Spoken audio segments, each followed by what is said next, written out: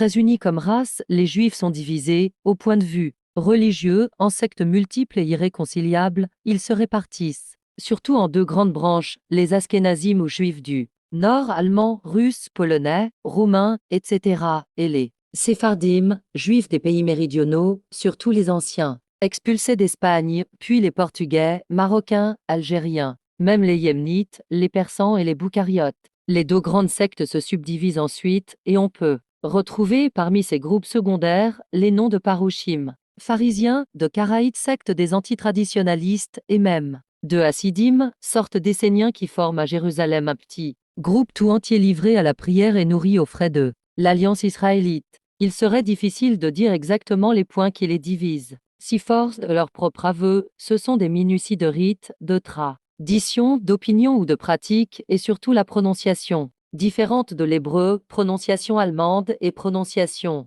latine, en tout cas, ils vivent séparés, ayant chacun leur synagogue, leurs écoles, leurs hôpitaux fermés aux autres. Toutefois, ils sont unis sur les points principaux, tous attendent un Messie assez mystérieux et énigmatique, tous apprennent la loi et le Talmud enseignés à peu près uniquement dans les écoles et en famille, et tous sont aussi fidèles à tenir leurs observances. Surtout le sabbat, du vendredi soir à 6 heures au samedi soir à 6 heures, tout travail cesse et la pratique du repos est poussée, parfois jusqu'au ridicule défense d'écrire, de craquer une allumette, de se frictionner, etc., et bien d'autres contenus dans les 248 lois positives et les 365 préceptes négatifs marqués pour l'observance du jour saint.